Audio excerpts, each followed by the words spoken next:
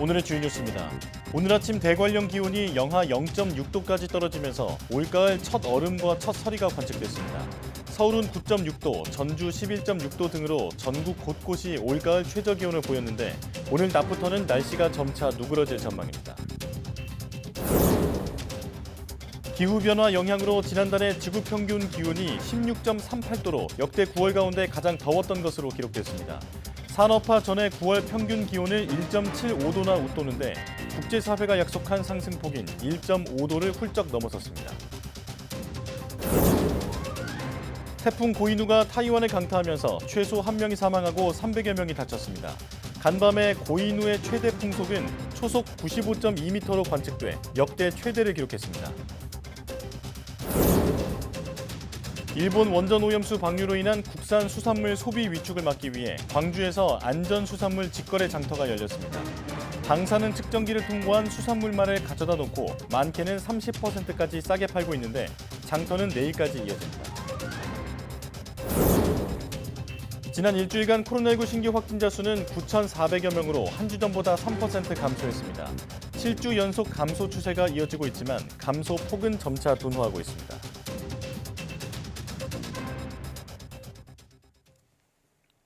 여러분 안녕하십니까? 10월 6일 사이언스 투데이입니다. 오늘 아침 대관령에서 올가을 첫 여름과 첫 서리가 관측됐습니다.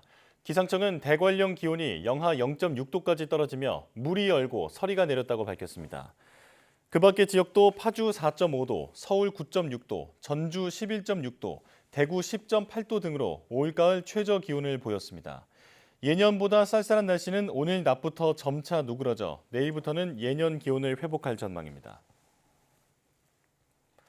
올여름 지구 평균 기온이 사상 최고치를 기록한 데 이어 9월도 역대 가장 더웠다고 유럽연합 기후변화 감시기구 코페르니쿠스 기후변화 서비스가 밝혔습니다. 이 기구가 발간한 보고서에 따르면 9월 지구 평균 기온은 섭씨 16.38도로 관측 이래 가장 높습니다. 1991년에서 2020년 9월 평균 기온과 비교하면 0.93도, 기존 최고 기록인 2020년 9월과 비교하면 0.5도 위입니다. 또 산업화 전인 1850년에서 1900년 9월 평균 기온에 비하면 1.75도나 웃돕니다. 올해 1월부터 9월까지의 지구 평균 기온은 1850년에서 1900년에 비하면 1.4도가 높습니다. 이는 국제사회가 2015년 파리 기후협정을 통해 억제하기로 약속한 산업화 전 대비 지구온도 상승폭인 1.5도를 훌쩍 넘어서는 수치입니다. 태풍 고이누가 타이완을 강타하면서 최소 1명이 사망하고 300여 명이 부상했습니다. 타이완 중앙통신사에 따르면 어제 타이중 지역에서 84세 노인이 태풍으로 깨진 자택 창문 유리 파편에 맞아 사망했습니다. 또 어제 오후 3시 타이완 전역에서 2,800여 건의 피해 신고가 접수됐고 304명이 다쳤습니다. 부상자의 상당수는 강풍에 나무 등이 쓰러지면서 발생했습니다. 현지 한 기상예보관은 AFP-통신에 간밤 라뉘섬에서는 고이누의 최대 풍속이 역대 최대인 초속 95.2m로 관측됐다고 말했습니다.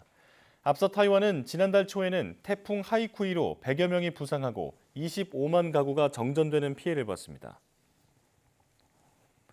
일본이 원전 오염수 2차 방류를 시작한 어제 국제기구 총회에서 국가 간 공방이 벌어졌습니다. 중국과 러시아는 국제협약을 어겼다며 일본을 비판했고 미국과 서방은 일본을 옹호했지만 별다른 결론은 나오지 않았습니다. 김태현 기자입니다. 영국 런던의 국제해사기구에서 열린 런던 협약 의정서 당사국 총회에서 후쿠시마 원전 오염수 문제가 논의됐습니다. 런던 협약과 의정서는 폐기물의 해양 투기 금지와 해양 오염 예방을 위해 만들어졌습니다. 포문을 연 중국 대표는 오염수 방류는 이기적이고 무책임한 행위이며 정말 안전하다면 바다에 버릴 필요가 없을 것이라고 일본을 비판했습니다. 러시아 대표도 런던 협약과 의정서 위반이라며 방류량과 성분 관련 정보를 공유할 것을 촉구했습니다. 반면 일본은 해저 터널을 통한 방류는 협약과 의정서에서 규정한 해상 투기에 해당하지 않는다는 입장을 되풀이했습니다. 미국 대표는 방류되는 물의 방사능 수준이 세계 다른 지역 해안가 시설에서 배출되는 물의 방사능 수준 이내일 것이라는 일본의 주장을 옹호했습니다. 이어 이 문제를 총회에서 논의할 필요가 없다고 말했습니다. 영국과 캐나다, 호주, 이탈리아 대표도 일본과 국제원자력기구를 지지했습니다. 우리 정부는 오염수 방류가 국제 기준을 충족한 것으로 보고됐다고 언급하고 안전한 처리와 투명한 자료 공개를 요청했습니다. 정부 대표는 방류가 원래 계획한 대로 진행되도록 하려는 국제사회의 노력은 런던 협약과 의정서의 해양 환경 보호 목표와도 일치한다고 말했습니다. 일본 오염수 방류 이후 처음 열린 이번 총회는 결국 별다른 성과 없이 공회전했습니다. YTN 김태현입니다.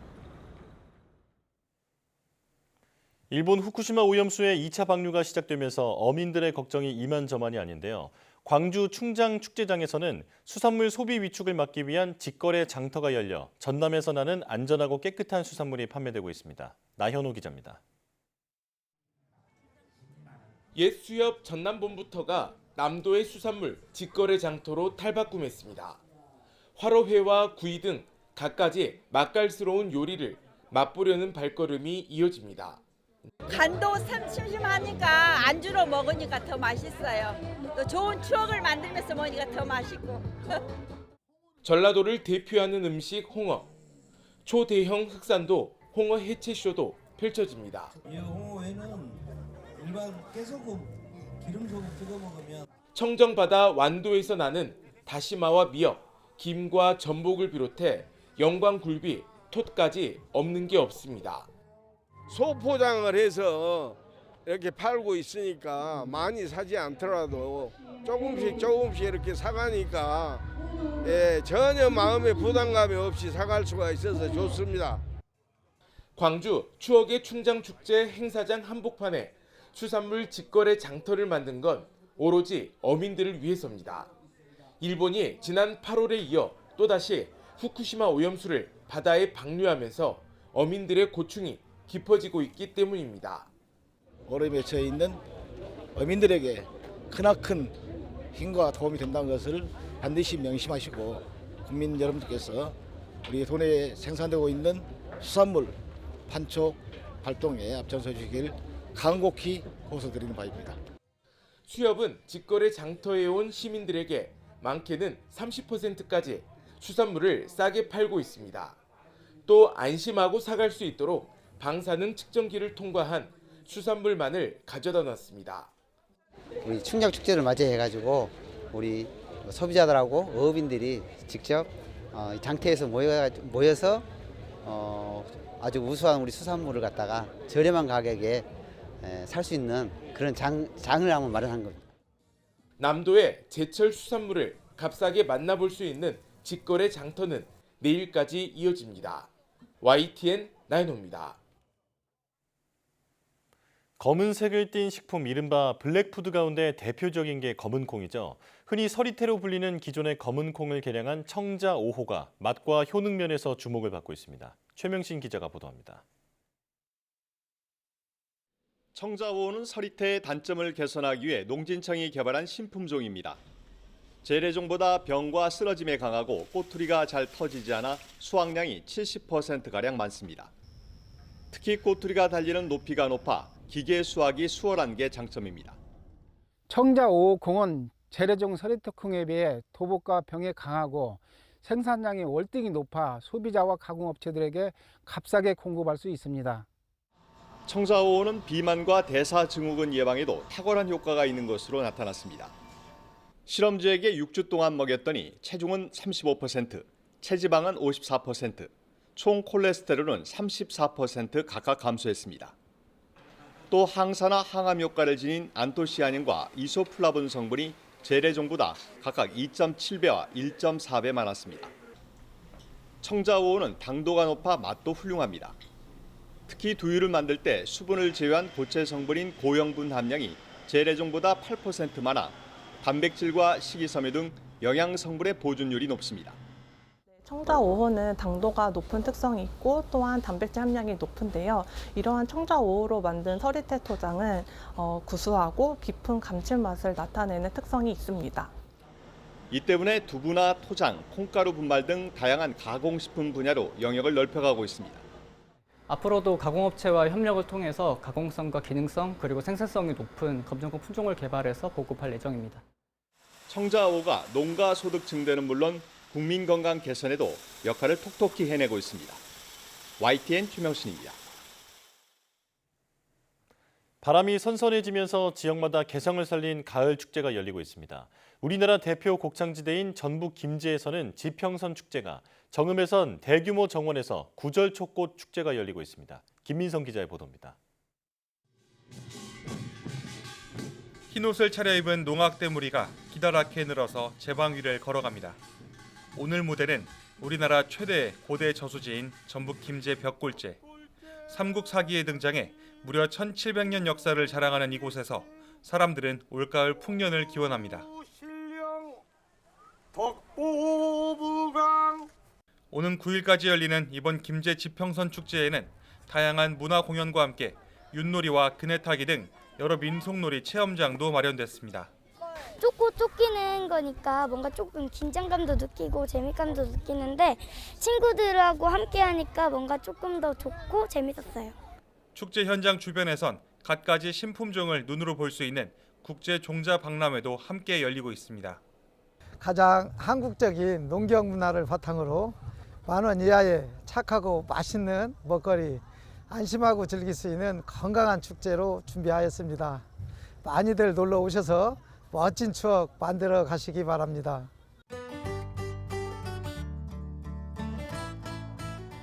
파란 하늘, 쏟아지는 햇살이 꽃잎에 닿아 부서지는 가을 정원. 구절초는 새하얀 꽃망울을 일찌감치 터뜨렸습니다. 바람에 실린 그윽한 향기에 취해 친구들의 마음도 이내 산들거립니다.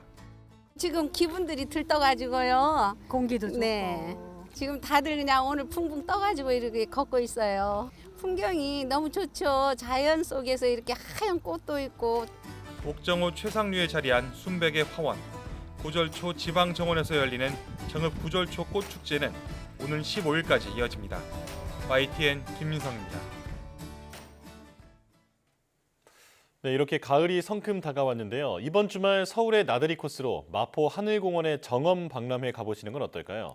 가을을 부르는 억새풀과 다양한 정원 작품이 어우러져 장관이라고 합니다. 김종균 기자의 보도입니다. 가을 바람에 기다리 억새풀들이 머리를 날리고 있습니다. 하늘공원 가득 펼쳐진 은빛 억새 물결 옆에 서면 추억이 남습니다. 이곳에서 서울 정원 박람회가 열립니다. 전문가, 학생, 시민이 조성한 40개의 정원 작품이 선보입니다. 도심 속 일상에서 정원을 즐기고 싶은 도시민들에게 위안이 될 것으로 보입니다. 올해의 주제는 하늘공원을 상징하는 바람, 풀 그리고 정원이란 주제로 정원을 조성하였습니다. 과거에는 하늘공원에 오시면 억새밭을 느끼실 수 있었는데요. 올해는 억새밭과 함께 어우러지는 정원을 감상하실 수 있습니다. 서울시는 내년엔 국제박람회로 격상해 서울의 정원을 세계적인 수준으로 끌어올리기로 했습니다. YTN 김종균입니다.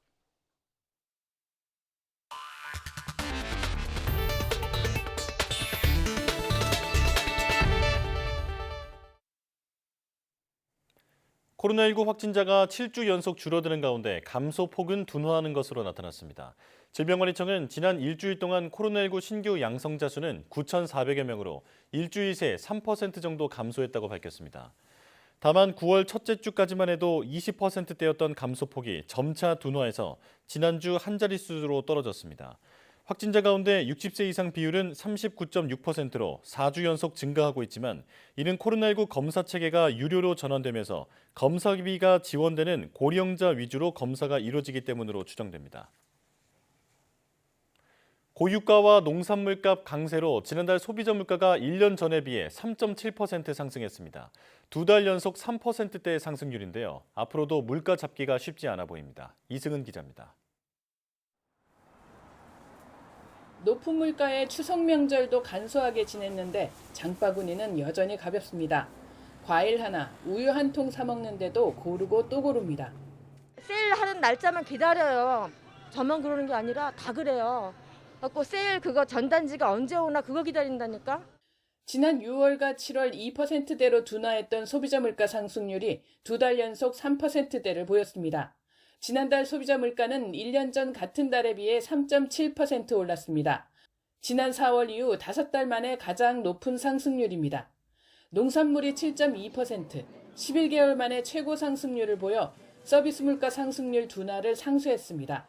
특히 사과와 복숭아 등 신선 과실이 24% 넘게 올라서 2020년 10월 이후 최대 상승률을 보였습니다. 전기, 가스, 수도 요금도 19% 넘게 올랐습니다. 지난달 물가 상승엔 무엇보다 국제 유가가 가장 큰 요인으로 작용했습니다. 석유류값 하락폭이 4.9%에 그치면서 역으로 전체 물가 상승률을 밀어 올렸습니다. 총 물가 지수가 오른 것이 0.31이니까 거의 석유류 전부 오른 것들이 그대로 반영돼서 이제 총 지수가 이제 3.4에서 3.7로 올라갔다고 보시면 될 것 같습니다. 정부는 계절적 요인이 적어지는 이번 달부터 물가 상승률이 다시 둔화할 것으로 전망합니다. 한국은행도 물가가 연말에는 3% 내외 수준을 보일 것으로 내다봤습니다. 김장 재료 수급 안정 대책을 마련하여 배추, 무 할인 지원, 정부 공급 확대 등을 통해 서민 김장 부담을 덜어드리고 동절기 난방비 대책을 이달 중 선제적으로 마련하겠습니다. 하지만 기름값에 이어 우유 제품과 맥주 등 먹거리 물가에 전철과 지하철 등 공공요금 인상도 줄을 잇고 있어서 물가 관리가 쉽지 않을 전망입니다. YTN 이승은입니다. 미국의 무역 적자 감소세가 이어지며 3년 만에 최저 수준으로 줄었습니다. 미국 상무부가 발표한 8월 무역 수지 적자는 583억 달러로 전달보다 9.9%, 64억 달러 감소해 2020년 9월 이후 2년 11개월 만에 가장 낮은 수준을 기록했습니다. 수출이 전달보다 41억 달러, 1.6% 증가했고 특히 상품 수출과 원유 수출 증가가 적자폭 감소에 기여한 것으로 파악됐습니다. 미국 무역 적자는 지난해 3월 1,025억 달러 적자를 정점으로 전반적으로 감소 추세를 보이고 있습니다. 북미에서 판매되는 현대차 그룹 전기차도 내년 10월부터는 테슬라의 전기차 충전 시설을 사용할 수 있게 됩니다. 현대차 기아 북미 법인은 홈페이지를 통해 내년 4분기부터 미국에서 판매하는 전기차에 테슬라의 충전 방식을 채택하기로 했다고 발표했습니다. 캐나다에서 판매되는 전기차에는 2025년 1분기부터 이 방식이 적용됩니다. 현대차 기아는 현재 북미에서 판매하는 전기차에 미국의 기존 표준 충전 방식인 CCS를 적용하고 있습니다. 미국 에너지부에 따르면 테슬라 슈퍼차저는 미국 내 전체 급속 충전기의 약 60%를 차지하고 있어 현대차 그룹의 북미 내 전기차 판매에 긍정적으로 작용할 것으로 전망됩니다. LG 에너지 솔루션이 세계 1위 자동차 기업인 일본의 도요타와 전기차 배터리 장기 공급 계약을 체결했습니다. 공급 규모는 연간 20기가와트시로 LG 측은 이를 위해 올해 말부터 2025년까지 미국 미시간 공장에 총 4조 원을 투자해 도요타 전용 생산 라인을 구축할 계획입니다. 생산된 배터리 모듈은 도요타 미국 공장에서 조립돼 신형 전기차 모델에 탑재될 예정입니다. LG 에너지 솔루션은 이번 계약으로 글로벌 탑5 완성차 회사 모두에 배터리를 공급하게 됐습니다.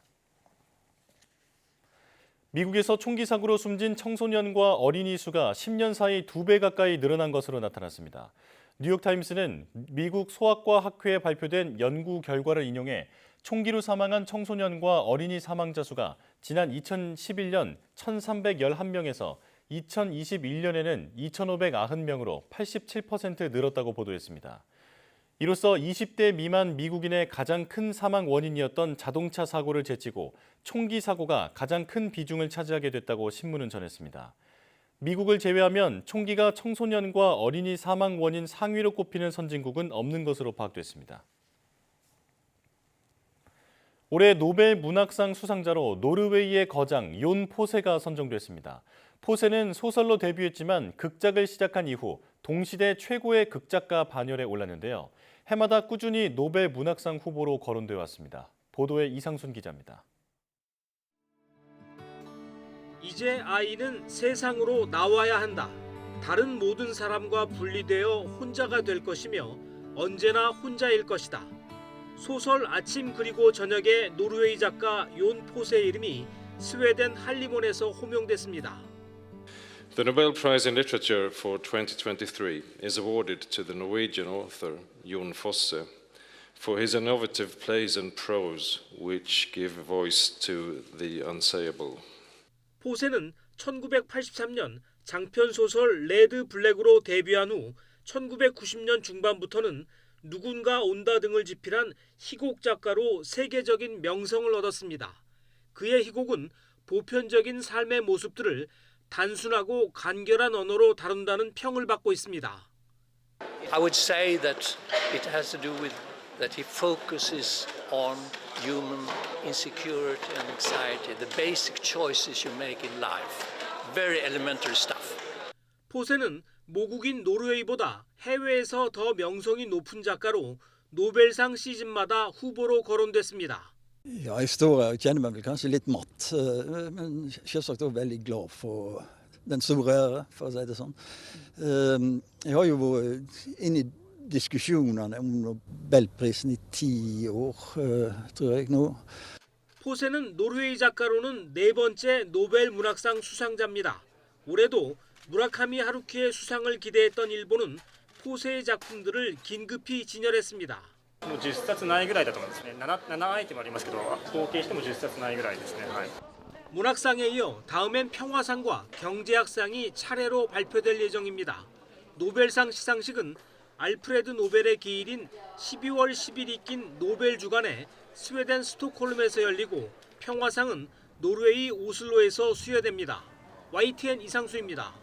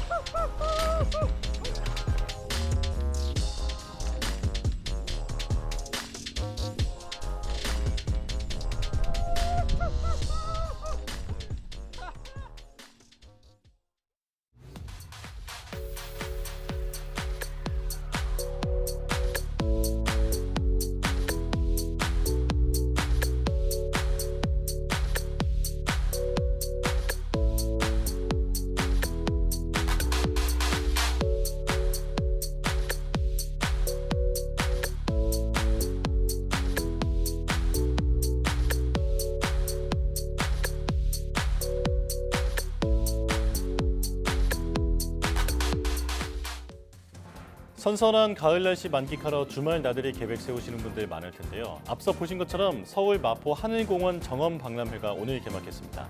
나지막한 언덕길을 오르면 가을 억새풀과 다양한 정원 작품의 장관이 펼쳐지는데요.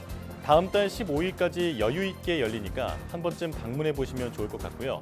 이곳 외에도 전국 곳곳에 가을을 만끽할 수 있는 좋은 공간이 많이 있으니 내 주변을 돌아보시는 것도 좋을 것 같습니다. 뉴스 마칩니다. 고맙습니다.